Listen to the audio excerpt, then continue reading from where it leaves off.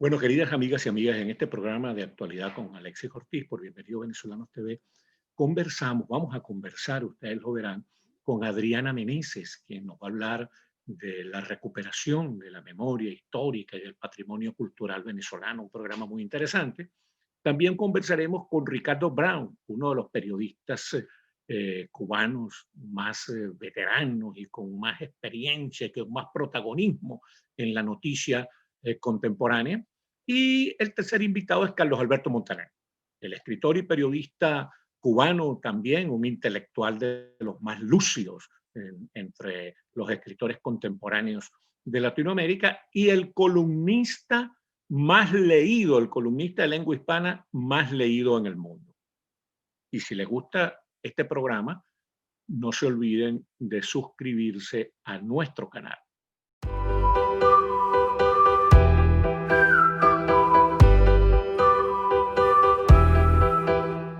Bienvenidas, queridas amigas y amigos, a Actualidad con Alexis Ortiz por Bienvenidos Venezolanos TV, este canal de apoyo a nuestra gente venezolana y latinoamericana. Hoy vamos a conversar con una venezolana de mucho rango, de mucho criterio, una joven refulgente. Ella es gerente, promotora cultural, curadora de arte, egresada de la Universidad Católica Andrés Bello, después hizo un posgrado en la Drexel University de Filadelfia. Fue directora de Cultura de Caracas en los tiempos de la democracia civil. El gobernador de Caracas, el Distrito Federal en ese momento, era Virgilio Ávila Vivas.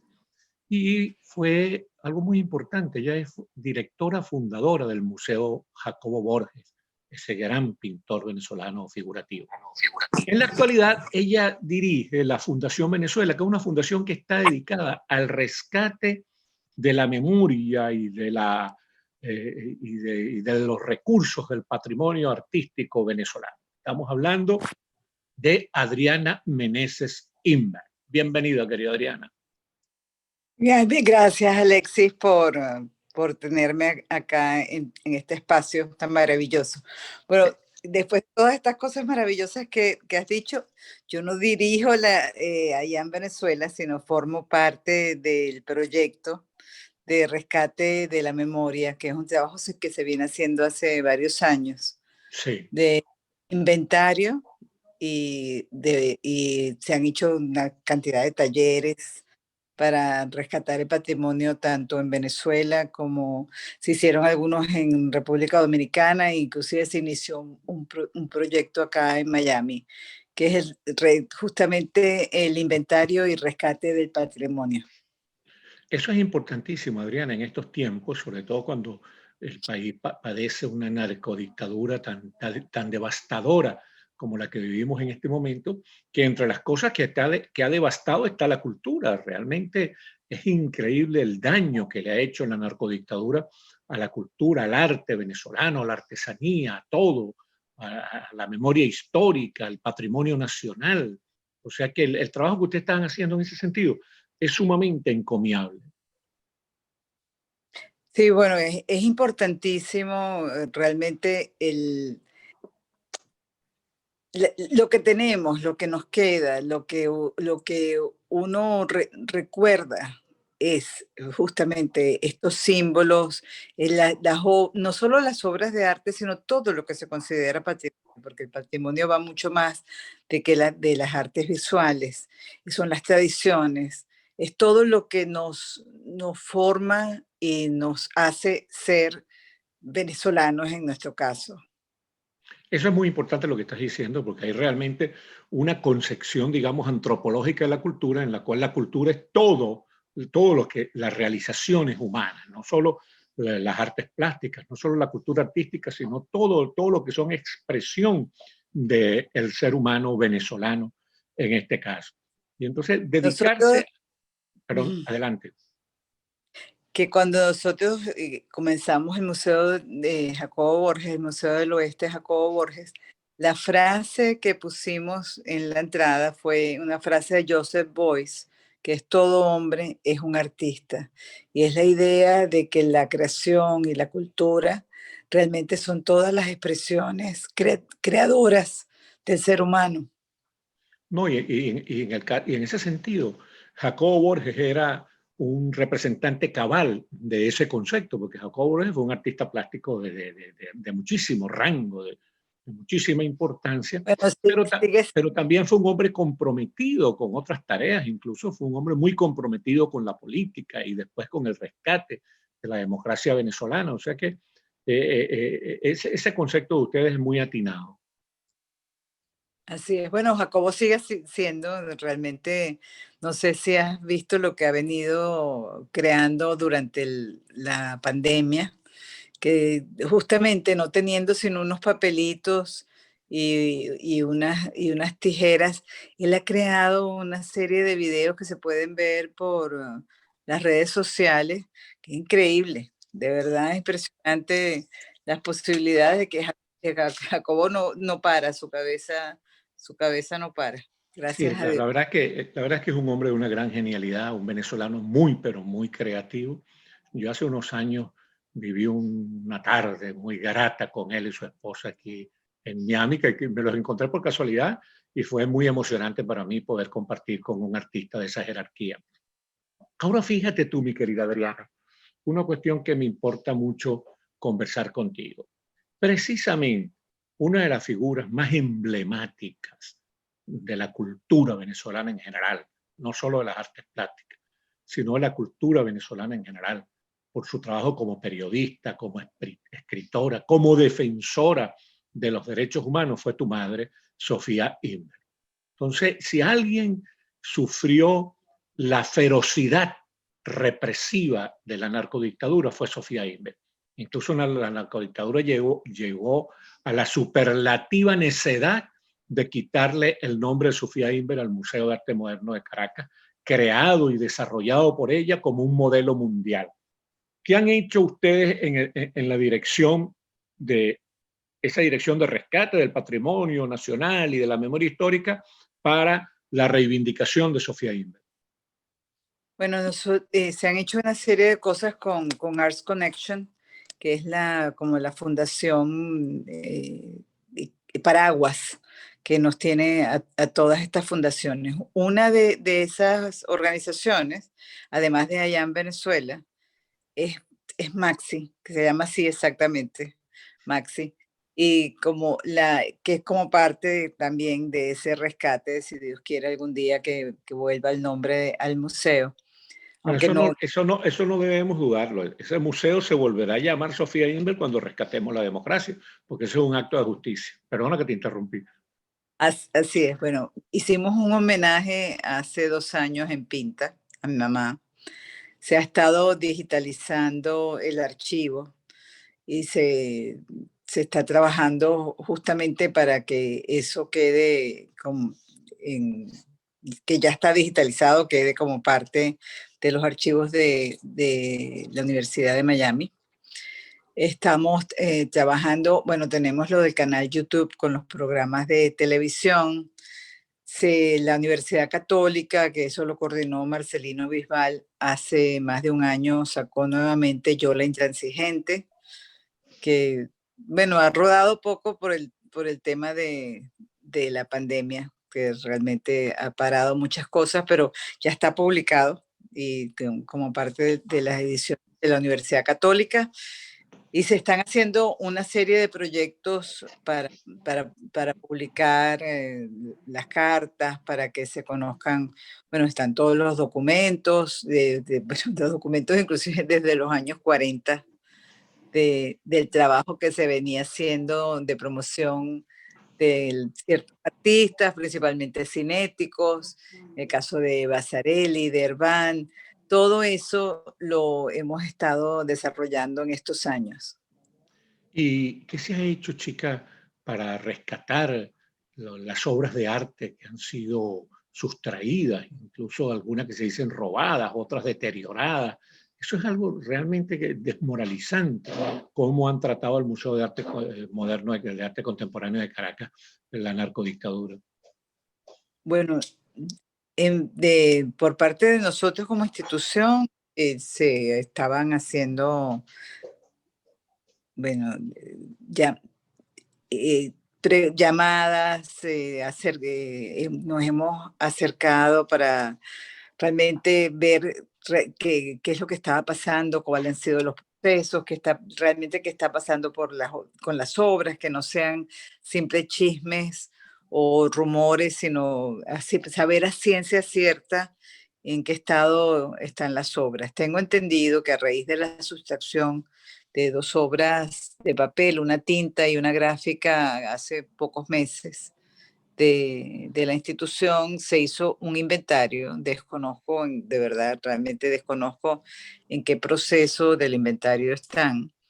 Sé que las bóvedas que estaban sin aire acondicionado y las obras no estaban en las mejores condiciones, sacaron las obras de las bóvedas y estaban como con vidrios ocupando parte de las salas. Ayer vi un video de la colección que está casi toda en la parte de la colección de las obras importantes están afuera, bueno, algunas, porque acuérdate que eran más de 4.000 obras. Sí. Pero me fijé, por ejemplo, que había un Marisol, El Aviador, que es una obra importantísima de Marisol Escobar, que estaba exhibida, pero con unos daños no superficiales, unos daños de verdad importantes en la estructura. Y bueno, ayer mandé varios emails, hice un par de llamadas porque realmente lo vi ayer en la tarde. Y todavía, bueno, no sé qué se está haciendo porque en todos los equipos hay excelentes conservadores. También entiendo que en estos tiempos, en esta cuarentena, parte del equipo, o casi todo, o sea, los que estaban yendo en las instituciones eran la gente de seguridad, pero que ya hoy en día creo que están volviendo a trabajar los equipos porque eso requiere un proceso importantísimo ya de restauración. Ahora, Adriana, Pero pero lo que uno puede hacer desde afuera no siendo parte de. sí, señor. Bueno, estamos hablando con Adriana Meneses. Adriana, antes de hablar un poco de tu padre, que también fue una gran figura nacional de la cultura nacional, dime qué estás haciendo ahorita aquí, qué estás promoviendo en estos días aquí en Florida, donde estás viviendo. Bueno, o sea, yo tengo ya 5 años acá. He estado trabajando en una serie de exposiciones diversas. Hicimos al final de diciembre del 2019 a marzo del 2020, cerró justo con la pandemia. Hicimos la exposición For Now de artistas venezolanos de la diáspora del sur de la Florida, que fue realmente maravillosa, coincidió con Art Basel, tuvo muchísima asistencia y hicimos una cantidad de actividades, foros, conferencias en ese momento.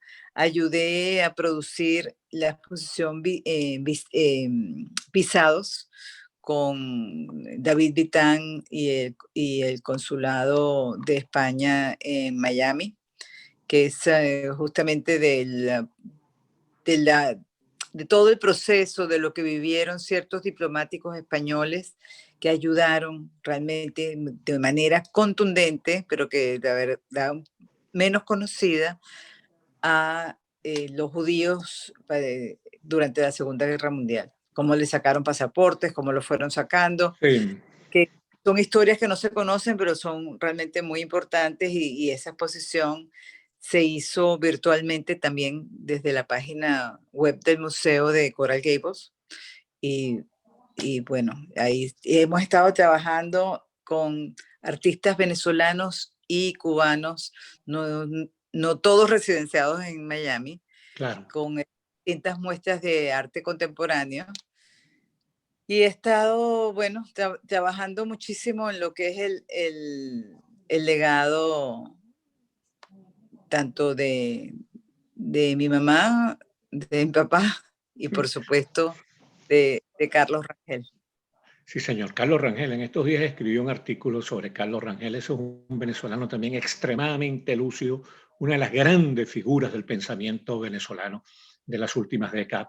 Y hablemos un poquito de tu padre, porque tu padre fue un premio nacional de literatura, fue un escritor realmente valiosísimo, procurador, juez, diplomático, periodista, cronista de Caracas. ¿Qué recuerdo Cronista. tienes así de la obra de tu padre?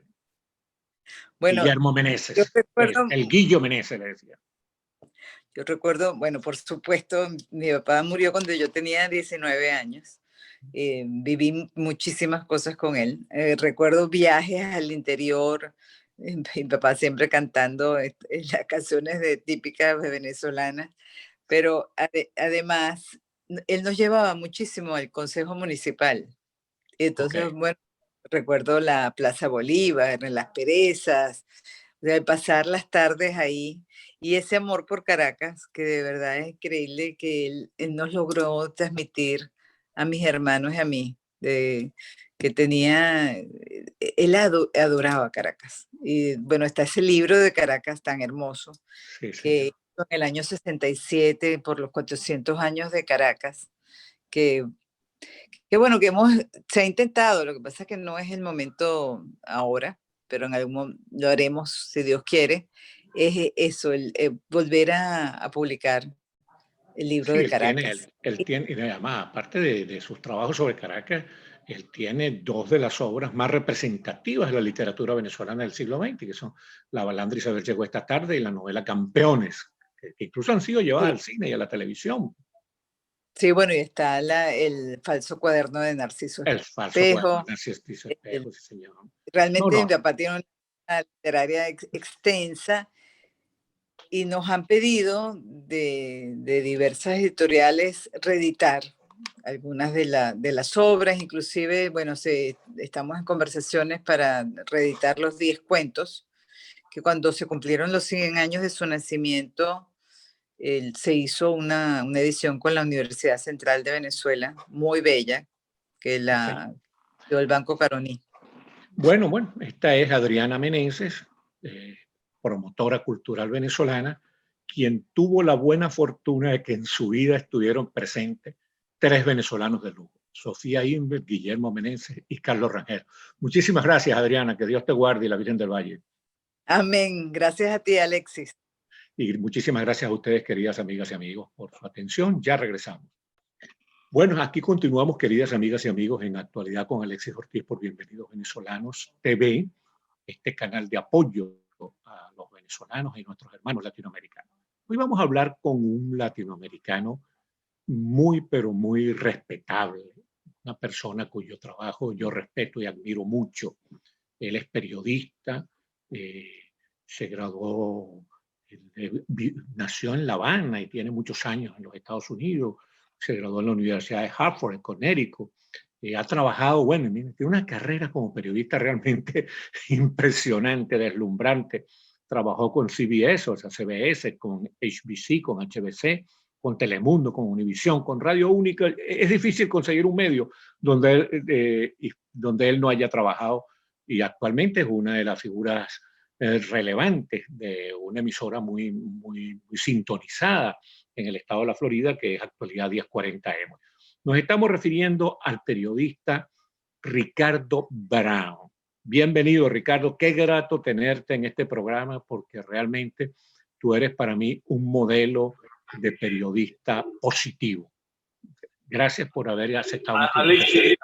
Alexis, es un placer compartir contigo. Te tengo un enorme respeto. Todas esas palabras excesivamente generosas para con mi persona reflejan lo que yo siento por ti. Un saludo a todo el equipo de producción de este fantástico proyecto que has emprendido y a todos quienes nos sintonizan. Que te sea el mejor año de todas nuestras vidas. Ahora fíjate tú, Ricardo, porque tenemos que hablar de ti. Este programa hoy es para hablar de ti. Otro día te invitaremos para hablar de tus opiniones, siempre tan consistentes y tan densas. Pero hoy nos interesa hablar de ti, que nuestro público te conozca. Ya tú eres una figura muy conocida, pero nuestro público, la diáspora venezolana, que está repartida por más de 60 ciudades en todo el mundo, te conoce. Tú has actuado en las guerras centroamericanas, en la caída de Ferdinand Marcos, el dictador filipino, en la guerra del Golfo Pérsico. Has hecho incluso hiciste la cobertura de la presencia de su santidad San Juan Pablo II, hoy en día Cuba. Has hecho trabajo en casi todos los países de Latinoamérica, en países de Europa y de Asia. Y sobre todo se te conoce porque has cubierto todas las elecciones norteamericanas. Y el miércoles pasado en la toma de posesión del presidente Joe Biden, fuiste una figura central en la cobertura que hizo tu emisora de esa actividad. Háblanos un poco de esa experiencia tuya tan rica, tan nutrida como periodista que le ha tocado actuar en los 5 continentes. Mira, me he sentido y siempre como una persona de mucha suerte. Yo tuve la gran oportunidad, después de haber trabajado brevemente en medios de habla inglesa en Connecticut, de ser uno de los primeros corresponsales del Spanish International Network, que es como se llamaba la hoy cadena Univisión en sus inicios.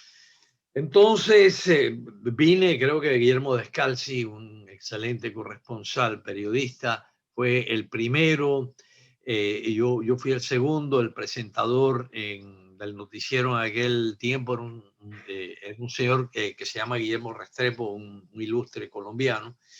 Entonces, cuando comencé a trabajar en SIN, Univisión, en Washington, Guillermo Descalzi y yo tuvimos una oportunidad única porque cubríamos alternándonos la Casa Blanca, el Departamento de Estado, el Congreso, el Pentágono.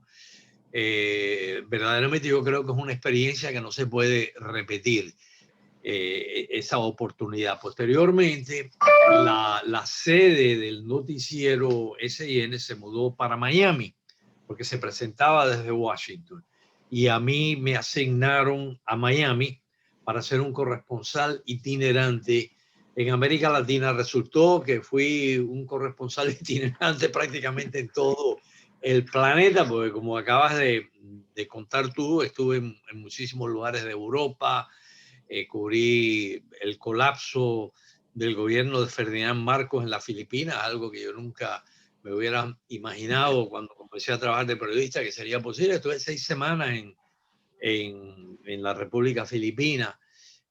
Cubrí prácticamente después de aquello, bueno, todas las guerras que hubo en Centroamérica, cubrí elecciones, a tu país, ese país que quiero tanto y al que le estoy tan agradecido, Venezuela. Llegué por primera vez cuando la visita de su santidad Juan Pablo II a Venezuela. Me enamoré instantáneamente, fue amor a primera vista. Con todos los países donde yo he estado, francamente me he enamorado. Soy una persona muy enamoradiza de las cosas bellas, ¿no? Y cubrí después el colapso de prácticamente todos los países que habían formado parte del eje soviético en Europa Central, Europa del Este. Estuve incluso en lo que era la Unión Soviética, en Rusia, pero me considero muy afortunado. Pude estar en el lugar propicio, en el momento propicio. No sé que con todos estos cambios que ha habido en los medios de comunicación y sobre todo en los medios de comunicación hispanos aquí en Estados Unidos se pudiera repetir esa experiencia, pero me siento con mucha suerte y aprendí mucho.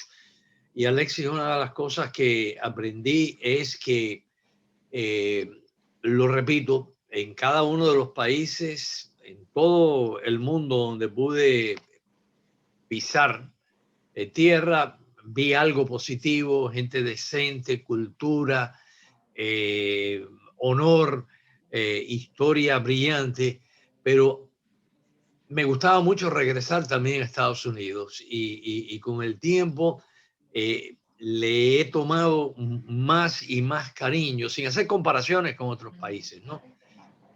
A este país donde vivo desde que tenía 10 años. He aprendido que aprendí, que amo la democracia y me parece que a pesar de los defectos que pueda tener nuestro sistema, las páginas negras que inevitablemente tiene que tener cualquier nación, no, yo cada vez más amo a Estados Unidos, como fue Estados Unidos, como ha cambiado Estados Unidos, como está cambiando y como será el futuro de Estados Unidos, que cada vez más incluye a personas como tú y como yo, que en distintas etapas de nuestras vidas hemos venido aquí y creo que hemos aportado. Sí, somos un país de de migrantes. Ahora fíjate tú, Ricardo, tú que eres un hombre que has dado demasiadas muestras de amor a la democracia, de identificación con la libertad y el pluralismo, háblanos de dos cosas que me parece que es interesante, dos experiencias que tú viviste. Una, la caída de la dictadura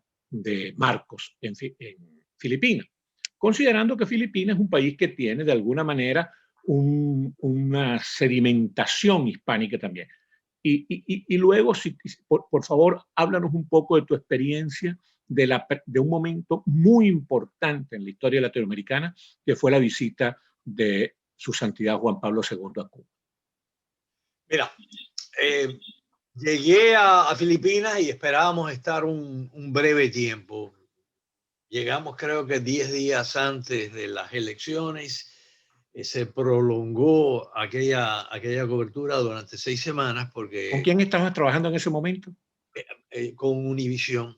Ya todavía se llamaba Spanish International Network. Viajé a Filipinas con un magnífico camarógrafo, Ángel Matos, uno de los grandes veteranos del fotoperiodismo puertorriqueño de Mayagüez. Viajé con Josefina Goitisolo, de productora, con Manuel Teodoro, un brillante periodista filipino-colombiano o colombo-filipino que nació aquí. Manny Teodoro, que hoy en día es una de las grandes estrellas de la televisión, del periodismo televisivo en Colombia, presenta un importante programa en Caracol TV, amigo mío de toda la vida.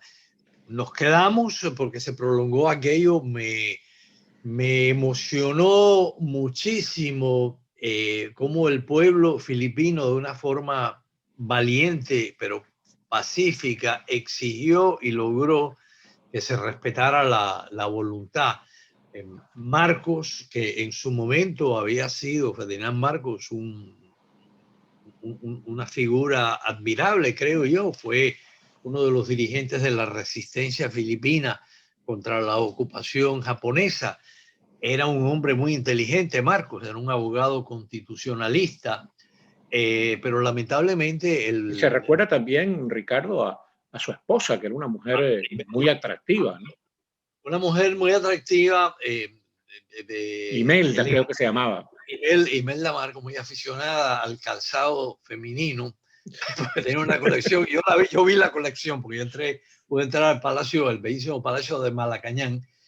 Entonces me impresionó el pueblo filipino, una gente muy hospitalaria, solidaria, mujeres bellísimas, una gran cultura que yo desconocía. Como tú, Alexis, como todos los que tratamos de hacer buen periodismo, yo soy una persona muy interesada en la cultura, en la música de los pueblos, la cocina de los pueblos, y yo pude disfrutar de todo aquello. Y efectivamente, como dices tú, ese es un pueblo que, a pesar de que es asiático e incluye a distintas gente, es un archipiélago, no me acuerdo ahora cuántas islas componen el archipiélago. Una buena cantidad, creo que... Sí, y cada una distinta. Yo estuve en Manila, estuve en Mindanao, estuve en otra isla que se llama la Isla Negro, siguiendo la campaña, por cierto, de Ferdinand Marcos. Tienen distintos idiomas. El tagalog es el idioma que predomina, es uno de 2 idiomas oficiales. El otro idioma oficial es el inglés. Lo hablan muy bien, es un acento distinto, no al que tenemos aquí en Estados Unidos, pero desde el punto de vista gramático tienen un inglés culto. Mucha gente, sobre todo gente de las élites culturales, hablan español, y algunos perfectamente el español. Es algo que verdaderamente me sorprendió. Me encantó el país, siempre he deseado regresar, ojalá que pueda. Conocí gente extraordinaria, la presidenta Corazón Aquino. Resulta que este muchacho que te mencioné, Manuel Teodoro, que era nuestro productor, y Manuel nació en Nueva Orleans, aquí en Estados Unidos, hijo del cónsul filipino y de la hija del cónsul colombiano en Nueva Orleans. Y su familia filipina tenía una larga amistad con Corazón Aquino, así que a través de esa conexión de Manuel Teodoro nosotros pudimos convertirnos prácticamente en el equipo que seguía diariamente a Corazón Aquino en la última etapa de aquella resistencia. Una experiencia verdaderamente única.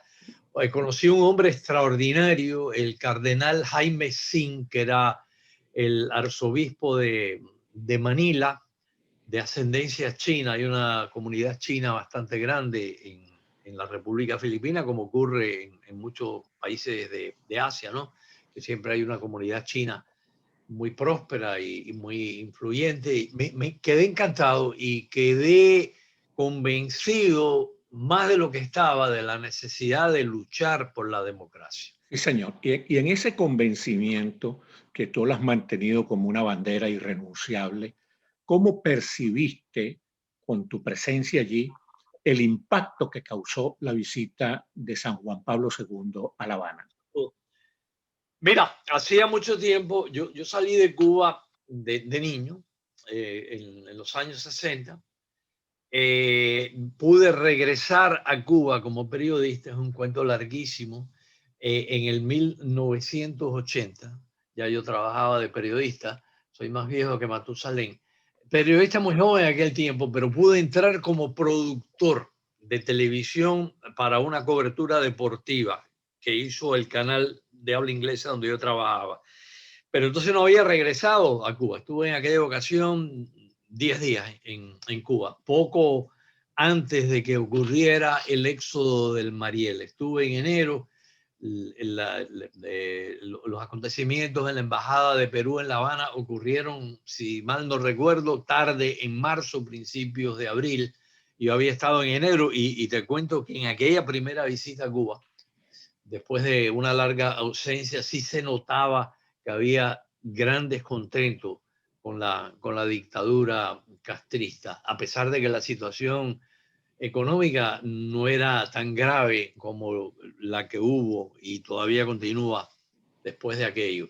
Pero llegué a Cuba el mes antes de la visita del Papa. A la sazón yo era el director de noticias del canal CBS Telenoticias y viajé a Cuba para hacer arreglos con un equipo de la CBS donde íbamos a colocar las cámaras por razones logísticas, preparativos. Eso fue en diciembre. Coincidió mi visita a Cuba con el Día de San Lázaro, que es una celebración religiosa, cultural muy importante para los cubanos. Estuve en el Rincón, el santuario de San Lázaro, ¿no? Que una monja, prima hermana de mi abuela, trabajó allí. Teresa Alfonso se llamaba aquella monja, yo no llegué a conocerla, un poquito mayor que mi abuela. Me quedé verdaderamente sorprendido que en aquel diciembre, antes de la visita del Papa Juan Pablo II, la gente estaba muy entusiasmada, a pesar de la campaña antirreligiosa que prácticamente desde el primer momento que llegó al poder condujo la dictadura castrocomunista. Había mucha gente con fervor religioso en Cuba. En el santuario vi cuando llegó el cardenal Jaime Ortega, lo recibieron muy bien. Había allí como un sincretismo porque había gente que había acudido al santuario por razones, convicciones. ¿Estamos hablando del santuario de la Virgen de la Caridad del Cobre o de San Lázaro? De San Lázaro, de San Lázaro. Sí. Pero te voy a decir lo que más me impresionó. Rumbo de La Habana al Rincón, que va a estar el santuario de San Lázaro, o sea, la iglesia de San Lázaro, como debo de decir. Había un retén de la policía y detuvo nuestro vehículo y otros vehículos, y por unos altoparlantes en plena Cuba comunista, ¿no? Escuché a Willy Chirino. No sé si los policías estaban escuchando bien la canción, pero a toda voz se escuchaba la canción esa de Willy Chirino, Vamos Llegando. El gigante de Pinar del Río. Sí, Y aquello me impresionó. Yo dije, pero esta gente, los represores estos aparentemente están sordos, ¿no? Y la gente bailando.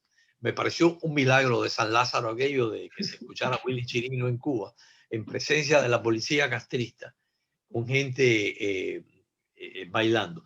Regresé a Miami y entonces fui a Cuba antes de la llegada del Papa. Cubrí al Papa en todas las misas, además de ir a la... ¿Pudiste hablar directamente con el Papa, Ricardo? No pudiste. No, me mantuve a distancia del Papa. Sí viajé toda la isla porque aproveché la oportunidad. Aunque el Papa no fue a la provincia de Pinar del Río, yo sí. Yo de pequeñito iba mucho a Pinar del Río. Los cubanos le decimos la provincia Cenicienta. No, es un lugar paradisiaco, Pinar del Río, uno de los lugares más bellos que yo he visto en el mundo. Nunca se me quitó el deseo, era como una primera novia para mí, verla de nuevo. Bueno, y de allí era Willy Chirino, ¿no? Es Willy Chirino. Ahí, no, estuve en el pueblo de Willy Chirino. Mucha gente me habló de Willy Chirino. Y hay algo que debo de compartir, que nunca he escuchado a Willy Chirino hablar de esto en público.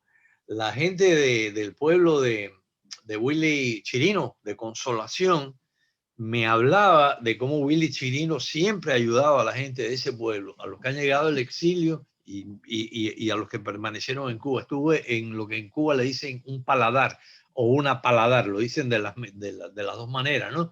Sí, y la señora me dijo que ella había podido establecer ese restaurante bajo todas las onerosas restricciones castristas, porque Willy Chirino lo había financiado. Y entonces usted lo conoce. No, yo no lo conozco. No es familia, no. Es que ese es un gran caballero. Un alma generosa. Un alma generosa y un gran caballero.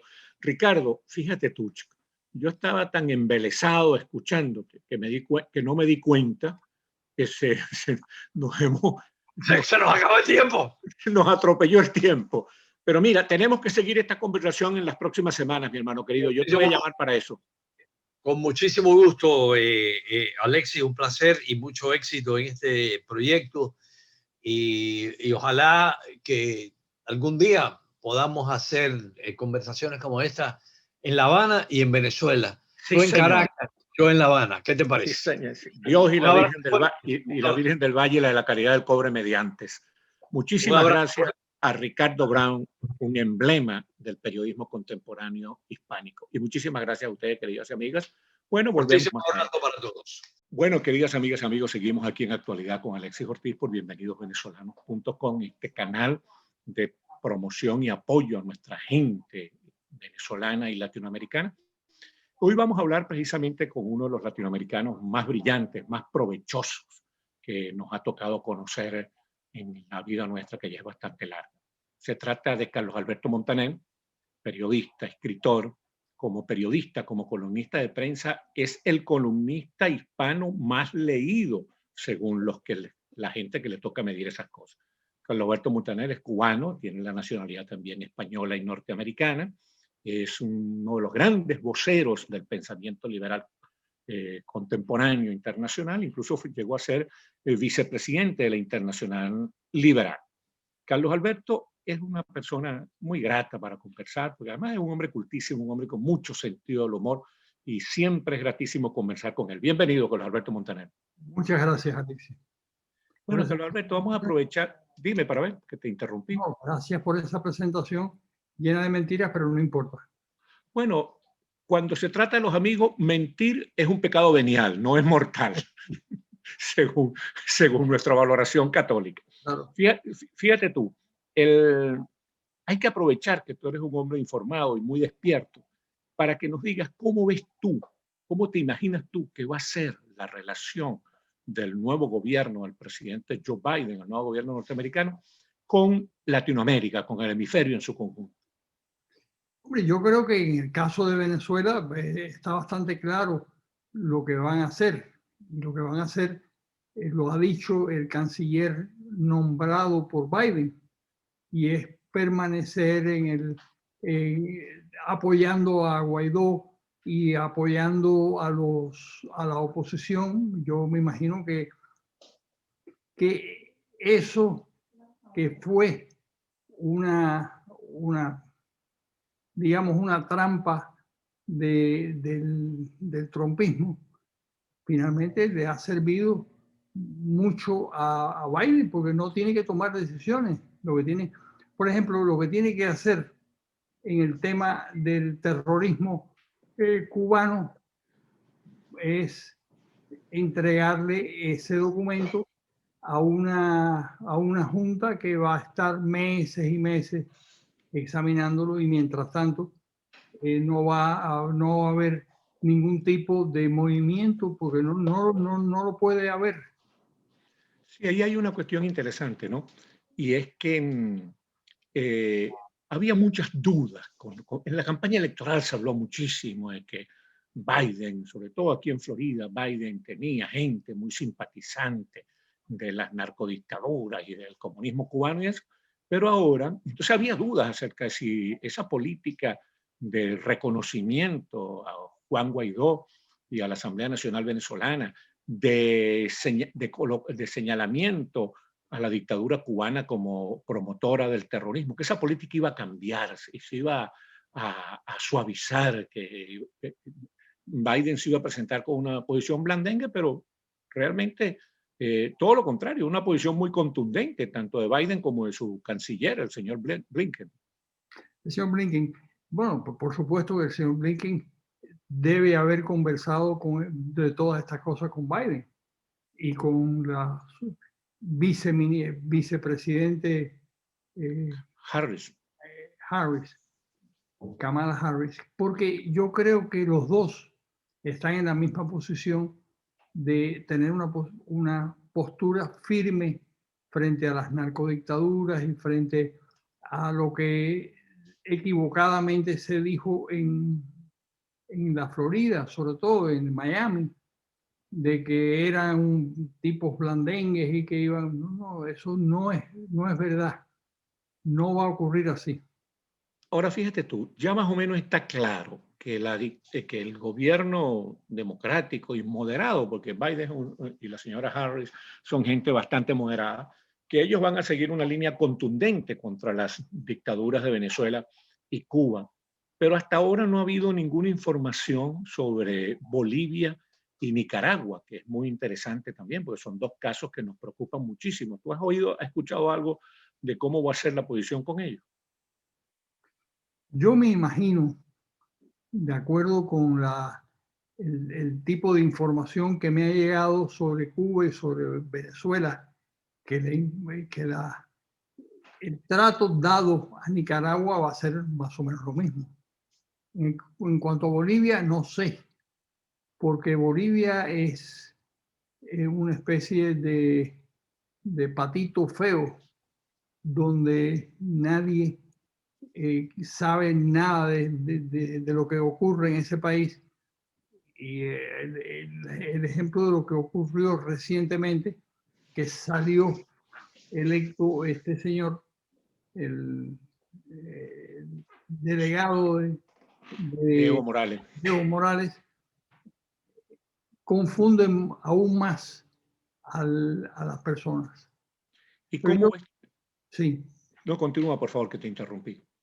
No, lo que yo creo que lo que mejor conoce Biden es Centroamérica, porque estuvo en varias reuniones con ellos, estuvo en Guatemala, estuvo en Honduras, pero no creo que vaya a tomar ningún tipo de medida ridícula o medida, digamos, blanda con relación a esos regímenes. Incluso me imagino que no va a soltar esa posibilidad que tiene de utilizar las sanciones contra los gobiernos más corruptos y los gobiernos de izquierda. En fin, yo creo que lo que va a insistir en eso. Ahora fíjate tú, Carlos Alberto, por su peso demográfico y económico, las naciones que tienen más o menos, si se pudiera decir así, el liderazgo del continente son México, Argentina y Brasil.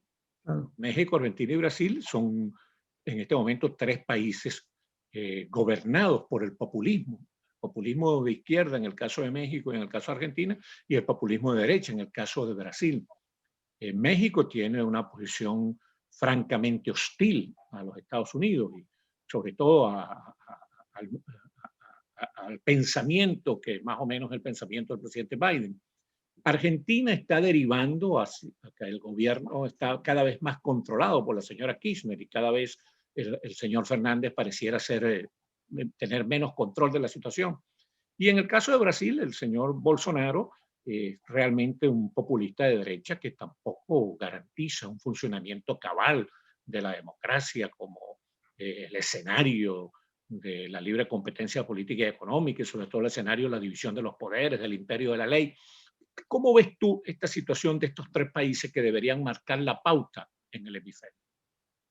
Bueno, yo creo que México, que es un constante enigma, y Argentina también, Argentina gobernada por el peronismo, fue una cosa en la época de Menem, pero Menem era un peronista, pero fue una cosa mucho menos radical de izquierda que lo que hoy en día podemos establecer, ¿no? Y era más cercano al modelo liberal, Menem. Menem estaba muy cerca. Yo recuerdo que estuve en Argentina cuando lo eligieron y aquel hombre con aquellas patillas, qué sé yo, que parecía un hombre de la izquierda más feroz, resultó ser una persona muy moderada en su gobierno. Me entrevisté con él varias veces, me dijo algunas veces que siempre me decía lo mismo, que Fidel Castro opinaba las cosas que él opinaba cuando tenía 20 años. Sí, señor. Pero que no había funcionado, que no había evolucionado, que era una persona muy realmente muy obsoleta, ¿no?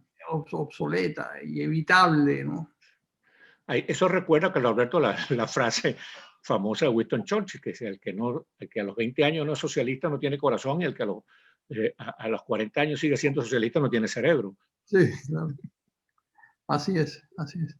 Bueno, eso en el caso de Argentina, pero ¿cómo ves tú? Pues que, cónchale, a mí me preocupa, chico, como persona interesada en la democratización del continente, lo mismo que tú. A mí me preocupa ver que cada vez la señora Kirchner, que es una señora pendenciera y atrasada ideológicamente, tiene más control de la situación. Bueno, eventualmente habrá una crisis con Alberto Fernández, ¿no? Sí. Eventualmente eso ocurrirá. Pero mientras tanto, Cristina efectivamente está ocupando lugares que no les corresponden. sí, señoría, en el caso de Brasil, ¿cómo lo ves tú? Porque el señor Bolsonaro está del lado del libre comercio, tiene algunas posiciones de avanzada en ese sentido, pero al propio tiempo es un hombre que muestra como algunas tentaciones autoritarias, ¿no? Sí, un poco como Duterte, pero en Filipinas, pero sin muertos, ¿no? Porque en Brasil no se controla mucho. Funciona más el Estado de Derecho, sí. Funciona más el Estado de Derecho. Pero es un poco como el caso de Duterte en Filipinas. Yo me imagino que eso también cambiará. Realmente, a mí me da mucha pena decirlo porque yo creo que como si tú tienes un corazón liberal, y como es mi caso, te da pena decirle que a este señor que no tiene nada que ver con el liberalismo. Claro. Pero no tiene nada que ver con el liberalismo. Realmente, sí.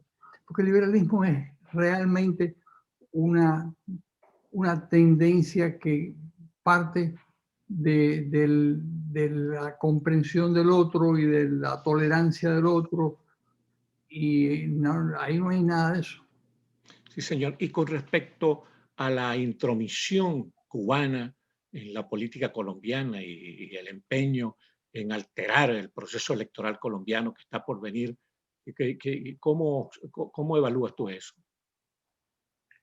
Bueno, yo creo que Colombia es, primero Venezuela fue la obsesión de Fidel Castro, controlar Venezuela.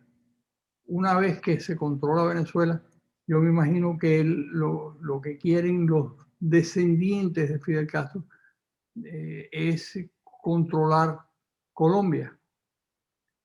Y yo creo que eso están a punto de hacerlo si eligen a un tipo como Petro o una cosa así. Sí, porque para controlar a Colombia tienen dos agentes dentro del territorio colombiano, que son Gustavo Petro y el Ejército de Liberación Nacional, Claro, armado, financiado y entrenado por Cuba. claro. Oye, que es Así una que, lástima, porque Colombia también es un país bandera, también es un país vanguardia dentro del continente, un país referencia. O sea que si Colombia llegara a sucumbir en lo que llaman el neocomunismo, sería terrible para el continente. claro que sería terrible. Pero yo me supongo y sospecho que las voces más importantes de Colombia, como Londoño, Fernando Londoño, Brillantísimo, un hombre muy lúcido. muy brillante y muy lúcido, él, como dices tú, él advierte constantemente en su hora radial sobre lo que está pasando, y lo que yo me imagino que hay una especie de defensa de las instituciones y de lo que es la democracia liberal. Bueno, también donde hay una amenaza de que pueda haber un retroceso es en Ecuador, ¿no? En las próximas elecciones, porque el candidato de Rafael Correa pareciera estar teniendo bastante movilidad, digamos. Sí, es muy triste, pero es así, como dices tú. La suerte ahí es que no parece que va a llegar al 50% de los votos y que va a haber una segunda vuelta, y en la segunda vuelta puede ser arrastrado por la votación, pero mientras tanto es un peligro real. Y en el caso de Bolivia, ahí hay dinero boliviano y hay interés boliviano en que eso exista, en que Bolivia no sea el único país tercermundista fuera de Venezuela que siga una pauta castrochavista. Sí. Y en el caso del dinero boliviano, lo más triste es que es un narcodinero, por llamarlo, por calificarlo de algún modo, ¿no? Claro, claro. Es narcoplata, sí, Sí, sí. efectivamente. Bueno, Carlos Alberto Montaner, gran latinoamericano, uno de nuestros intelectuales más consistentes y más productivos, porque ha escrito como 27 libros, ¿no, Carlos Alberto? Algo así, ¿no? 31. 31 libros, imagínate tú. Yo apenas voy por el número 19. Yo voy a escribir lo más que pueda para ver si llego a empatarte. Bueno, De todas muchísimas maneras, tú y yo estamos muy lejos de César Vidal. Sí, no, César Vidal hay que olvidar. Ese es el campeón mundial, ese es indiscutible. Cuando yo le dediqué un libro, me acuerdo que se lo dediqué diciéndole, querido César, te dedico este libro antes de que tú lo escribas. Qué bueno, qué bueno. Bueno, ya yo les estaba diciendo a ustedes, queridas amigas y amigos, se me cayó esta cuestión, les estaba diciendo a ustedes que Carlos Alberto Montaner es un criollo del Caribe con mucho sentido del humor, aparte de lo brillante que es como intelectual. Muchísimas gracias, mi querido hermano. Muchas Saludos gracias. a Linda y a toda esa gente linda que anda por tu casa. Gracias, Alexis. Y gracias a ustedes, queridas amigas y amigos, y bueno, ya nos veremos la próxima vez.